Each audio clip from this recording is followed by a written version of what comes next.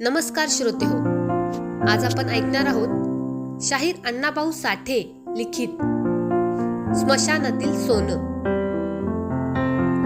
शेजारच्या गावात एक बलाढ्य सावकार मरण पावल्याची बातमी ऐकून भीमानं ताडकन उडी मारली. त्याला समाधानाचं भरतं आलं. त्याला त्या मेलेल्या सावकाराची ओढ लागली होती. त्याचा आत्मा कित्येक वेळा गावच्या स्मशानात जाऊन चिंचेखाली येत होता. भीमा पुन्हा पुन्हा सूर्याकडे पाहत होता. त्याला आता अंधाराची गरज होती म्हणून तो चुळबुळत होता. त्याची लाडकी लेक नाबदा जवळच खेळत होती. बायको घरात भाकरी तापत होती. भीमा अंगापिंडानं जबरा होता. लाल रंगाचा मोठा पटका, पिवळे धोतर, जाड कापडाची पैरण असा त्याचा सातारी पोशाख होता. तो पहिलवानासारखा दिसे. त्याचं प्रचंड मस्तक, रुंद गर्दन, दाट भुवया, मल्लेदार मिशा, रुंद पण तापट चेहरा कित्येक दादांना हुडहुडीच भरत असे. भीमाचं गाव दूर वारणेच्या काठी होतं. रेड्याचं बळ असूनही पोट भरत नाही म्हणून तो मुंबईला आला होता. मुंबईत येऊन त्यानं काम मिळावं म्हणून सारी मुंबई पालती घातली होती.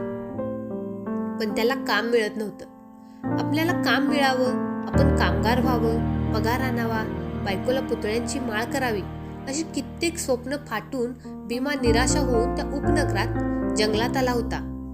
मुंबईत सर्व आहे पण काम आणि निवारा या दोन्ही गोष्टी नाहीत. त्यामुळे त्याला मुंबईचा राग आला होता. आणि त्या उपनगरात येताच शेजारच्या डोंगरात एका खाणीत त्याला कामही मिळालं. जंगलात काम आणि निवारा मिळताच भीमाला आनंद झाला. आपलं रेड्याचं बळ घेऊन तो डोंगराला जणू टक्करच देत होता. त्याने टिकाव घेताच डोंगर मागं सरकत होता. त्यानं सुटकी उचलताच काळे पाषाण तोंड पसरत होते. त्यामुळे कंत्राटदार त्याच्यावर खुश होता आणि भीमाही संतुष्ट होता. परंतु 6च महिन्यात ती खाण बंद पडली आणि भीमावर बेकारीची कुऱ्हाड कोसळली. तो एका सकाळी कामावर रुजू झाला आणि लगेच त्याला समजले की आजपासून खाण बंद झाली. आपलं काम सुटलं ही वार्ता ऐकून भीमा भांबावला.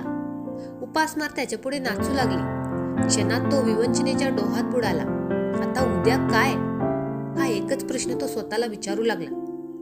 अंगातील कापडं काखेत दाबून भीमा घरी निघाला होता. तो एका ओढ्यावर थांबला. त्यानं तिथं आंघोळ केली आणि उद्विग्न मनस्थितीत तो घराकडे फिरला. तोच त्याची नजर एका राखेच्या ढिगावर स्थिरावली. ती राख मड्याची होती. जळकी हाडं सर्वत्र पसरली होती. त्या मानवी हाडांच्या जळक्या खळप्या पाहून भीमा अधिकच गंभीर झाला. एखादं बेकार असेल बिचारं, कंटाळूनच मेलं असेल, सुटलं असेल एकदाच असं मनाला सांगू लागला. आपणही असेच मरणार. 2च दिवसात उपासमार सुरू. मग नाबदार रडत बसेल, बायको मलूल होईल आणि आपण काहीच करू शकणार नाही. इतक्यात त्या राखेच्या ढिगावर काहीतरी चमकलं. तसा भीमा पुढे झाला. त्याने वाकून निरखून पाहिलं. तिथं एक तोळ्याची सोन्याची अंगठी होती. ती चटकन उचलून भीमानं करकरून मूठ दाबली. त्याला आनंद झाला. 1 तोळा सोनं आणि तेही मड्याच्या राखेत. त्याला हर्ष झाला. मड्याच्या राखेत सोनं असतं याचा त्याला नवा शोध लागला. जगण्याचा नवा मार्ग सापडला. आणि दुसऱ्याच दिवसापासून भीमा त्या प्रदेशात सर्वत्र हिंडू लागला. नदी नाल्यातले मसनवटे तुडवू लागला. प्रेतांची राख जमवून ती चाळणीने चाळू लागला आणि रोज त्या राखेतून सोन्याचे कण काढू लागला. बाळी, मुदी, नथ, पुतळी, वाळा असं काही ना काही घेऊन रोज येऊ लागला. भीमाचा हा नवा उद्योग जोरात सुरू होता. तो निर्भय होऊन राख चाळीत होता. अग्नीच्या दाबानं प्रेताच्या अंगावरचं सोनं वितळून त्याच्या हाडात जातं याचा त्यानं ठाव घेतला. जळकी हाडं चेचून तो त्यातून सोन्याचे कण काढे. कवट्या फोडी, मनगटकुटी आणि सोनं मिळवी. संध्याकाळी तो कुर्ल्याला जाऊन ते सोनं विकून रोख रक्कम मोजून घेई आणि घरी येतेवेळी नाबदासाठी खजूर घेई. त्याचा तो धंदा अखंड चालला होता. भीमा प्रेताची राख चाळून जगत होता. त्यामुळे जगणे आणि मरणे यातील अंतरच त्याला कळेनासे झाले. ज्या राखेत सोनं असेल ती राख श्रीमंताची आणि सोनं नसेल ती गरिबाची अशी त्याची ठाम समजूत झाली. मरावं तर श्रीमंतानं आणि जगावं तर गरिबानं. गरिबानं मरूच नये असा त्याचा दावा होता. अवमानित पामराला जगण्याचा आणि मरण्याचा मुळीच अधिकार नाही असे तो शेजाऱ्यांना दरवडवून सांगत होता. जो मरते समय तोळाभर सोनं दाढेत घेऊन मरतो तो भाग्यवान असतो, असं त्याचं मत होतं. तो रात्रंदिवस मसणवटी धुंदाळीत. मडं हे त्याच्या जीवनाचं साधन झालं. त्याचं जीवन मड्याशी एकरूप झालं. त्याच दरम्यान त्या भागात अनेक चमत्कार घडत होते. पुरलेली मडी बाहेर येऊन पडत होती. एका सावकाराच्या तरुण सुनेचं प्रेत स्मशानातून नदीवर येऊन पडले होते आणि त्या प्रकारामुळे कित्येक लोक भयभीत झाले होते. अलीकडे मडी नदीपर्यंत कशी जातात याचं त्यांना नवल वाटत होतं. कोणीतरी प्रेत उकरून काढीत असावं असा संशय येऊन पोलीस खातं पातळीवर होतं, पण मड्यावर पाळत करणं तितकं सोपं नव्हतं. सूर्य मावळला, सर्वत्र अंधार पसरला. भीमाच्या बायकोनं भीमाला जेवण वाढलं तेव्हा तो गंभीर होऊन जेवू लागला. आज हा कुठेतरी जाणार हे लक्षात येऊन ती हळूच म्हणाली, आज कुठं जाणार वाटतं? मला हे काम नको वाटतं. कुठेतरी दुसरं काम करा. मड्याची राख, सोनं, संसार हे सारच विपरीत आहे. लोक नावं ठेवतात. तू बोलू नको. तिचं बोलणं ऐकून भीमाचं मन दुखावलं. तो चिडक्या स्वरात म्हणाला, मी काहीही करेन. त्यांचं काय जातंय? माझी चूल बंद झाल्यावर कोण पेटवणार आहे का? तसं नव्हे.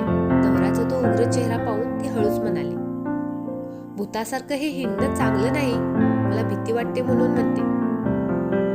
मसणवट्यात भूत असतात असं तुला कोणी सांगितलं? अगं, ही मुंबई एक भूतांचा बाजार आहे. खरी भूत घरात राहतात आणि मेलेली त्या मसणवट्यात कुजतात. भूतांची पैदास गावात होते, रानात नाही, भीमा म्हणाला. त्याचं हे बोलणं ऐकून ती गप्प झाली आणि भीमानं निघण्याची तयारी केली. तो गुरकन म्हणाला, मुंबईत चालून मला काम मिळालं नाही, पण मड्याची राख चाळून सोनं मिळालं. डोंगर फोडलं तेव्हा 2 रुपये दिले मला, पण आता सहज ही राख मला 10 रुपये देते, असं म्हणून तो घराबाहेर पडला. तेव्हा बरीच रात्र झाली होती. सर्वत्र निशब्द शांतता नांदत होती. ती भीमा निघाला होता. तो अंधारातून निघाला होता. त्याने डोकीला टापर बांधली होती, वर पोत्याची खोळ घेतली, कंबर बांधली होती. काखेत एक अनिदार पहार घेऊन तो ढेंगा टाकीत होता. त्याच्या सभोवती घोर अंधार थैमान घालत होता. त्याला कसलीही भीती वाटत नव्हती. सकाळी एक लुगडं, एक परकर पोलका आणि खजूर, एवढाच काय तो विचार करत होता. वातावरण घुमत होतं. क्षणोक्षणी गंभीर होत होतं. मध्येच एखादं कोल्ह्याचं टोळकं हुक्की देऊन पळत होतं. एखादा साप सळसळत वाट सोडून जात होता. कानोसा घेत भीमा त्या गावाच्या जवळ आला. त्यानं खाली बसून दूर पाहिलं. गावात सामसूम झाली होती. अधूनमधून कोणीतरी खाकरत होतं. एखादा दिवा डोळे मिचकावीत होता. परिस्थिती अनुकूल आहे असं पाहून भीमाला आनंद झाला आणि तो चटकन स्मशानात शिरून आजच्या सावकाराची नवीन गोर शोधू लागला. फुटकी गाडगी, मोडक्या किरड्या बाजूला सारीत ह्या गोरीवरून त्या गोरीवर तो उड्या मारीत निघाला. प्रत्येक ढेपणीसाठी जाऊन काडी ओढून पाहू लागला. एका रांगेनं तो नीर काढीत निघाला होता. आकाशात ढगांनी गर्दी केली होती, त्यामुळे अंधार अधिकच काळा झाला होता. पण एकाएकी वीज उठली होती. ती ढगाच्या कप्प्यात नाचत होती. पाऊस पडण्याचा संभव वाढला होता, त्यामुळे भीमा घाबरला. पाऊस पडला की नवी गोर सापडणार नाही याची त्याला चिंता पडली, म्हणून तो चपळाई करत होता. त्याला घाम फुटला आणि तो भान हरपला. मध्यरात्रीपर्यंत त्यानं सारं स्मशान चाललं. या टोकापासून त्या टोकाला तो जाऊन पोहोचला आणि भयचकित होऊन मटकन बसला. वारा भरभरत होता. मोडक्या किरडीच्या जुन्या झावळ्या फडफडत होत्या. कोणीतरी दात खात होतं, कोणीतरी गुरगुरत होतं, मुसमुसत होतं आणि माती उकरीत होतं. त्याला नवल वाटलं. तो पुढे सरकला. तो सर्व काही शांत झालं. आवाज येईन असा झाला, परंतु लगेच कोणीतरी हातपाय झाडीत असल्याचा भास होऊन तो चमकला. खटकन जागीच थांबला. विद्युत गतीनं भीती त्याच्या देहातून सरकून मस्तकाकडे धावली. आयुष्यात तो प्रथमच भयभीत झाला. परंतु दुसऱ्या क्षणी त्यानं स्वतःला सावरलं. खरा प्रकार त्याच्या लक्षात आला आणि तो स्वतःच खजील झाला. कारण जवळच ती नवी गोर होती आणि 10-15 कोल्ही जमून तिला चौफेर उकरीत होती. त्यांना मेलेल्या माणसाचा वास लागला होता. गोरीवरचे दगड तसेच ठेवून दुरूनच त्यांनी घळी पाडायला प्रारंभ केला. आजूबाजूनं गोर उद्ध्वस्त करायचं काम करत होती ती. परंतु पुन्हा त्यांच्यातही भयंकर स्पर्धा निर्माण झाली. प्रथम मड्याजवळ कोण जाणार या ईर्ष्येने ती एकमेकांवर गुरगुरत होती. पुन्हा नाकानं वास घेत होती आणि प्रेताचा वास येताच ती सर्व शक्ती एकवटून माती ओढत होती. हा प्रकार लक्षात येताच भीमा चिडला. त्याने प्रचंड झेप घेतली आणि तो धपकन त्या गोरीवरच जाऊन बसला. लगेच गोरीवरचे दगड उचलून त्याने त्या कोल्ह्यांच्या टोळीवर हल्ला चढवला. अचानक झालेल्या त्या भडीमारांना कोल्ही चमकली, दचकली ती मोरून बसली. तसा भीमाला चेवाला. कोल्ह्यांच्या आधी आपणच गोर उकरायची असं ठरवून तो गोरीवरची माती काढू लागला. कोल्ह्यांनी भीमाला पाहिलं. एक कोल्हा पिसाट होऊन भीमावर धावला. क्षणात भीमाचा लचका तोडून तो पुढे पळाला. अंगावरचं पोतं फाटलं हे पाहून भीमा दुःखी झाला. त्याचं सर्वांग शहारलं. दातातील पोतं झटकून तो कोल्हा पुन्हा भीमावर धावला. भीमा त्याच्याशी झुंज घ्यायला तयार झाला. त्यानं हातातील पहार सरळ धरली. कोल्हा पुढे येताच त्यानं दणका दिला. झपाट्यानं कोल्हा गारद झाला. बाजूला पडून त्यानं प्राण सोडला. पुन्हा भीमा गोर उकरू लागला. सर्व कोल्ही त्याच्यावर तुटून पडली. भयंकर युद्धाला प्रारंभ झाला. भीमानं गोर उकरून मडे अर्धे उघडे केले. कोल्ह्यांच्या हल्ल्यापुढे तो भांबावून गेला आणि हातात पहार घेऊन त्याने प्रतिकाराला सुरुवात केली. चारी बाजूंनी कोल्ही त्याच्यावर धावत होती आणि जिकडून कोल्हे येतील तिकडे तो दणका मारित होता. कोल्हे तिरपडून पडत होते आणि अचानक त्याचा लचका तोडून पळून जात होते. गावाच्या शेजारी ते अभूतपूर्व युद्ध पेटलं होतं. कुंतीपुत्र भीमाचं नाव धारण करणारा तो आधुनिक भीम कोल्ह्यांशी लढत होता. उद्याच्या अन्नासाठी, मड्यासाठी आपली सर्व शक्ती पणाला लावून लढत होता. पशु आणि मानव यांच्यात मृतदेहासाठी दारुण रण पेटलं होतं. सृष्टी निद्रा घेत होती. मुंबई विश्रांती घेत होती. तो गाव निश्चित पडला होता आणि स्मशानात सोन्यासाठी आणि मड्यासाठी झटापटीला जोर चढला होता. भीमा प्रहार करून कोल्ह्यांना पाडीत होता. कोल्ही त्याचा मार चुकवून त्याचा लचका तोडीत होती किंवा त्याच्या मारानं घायाळ होऊन किंचाळत होती.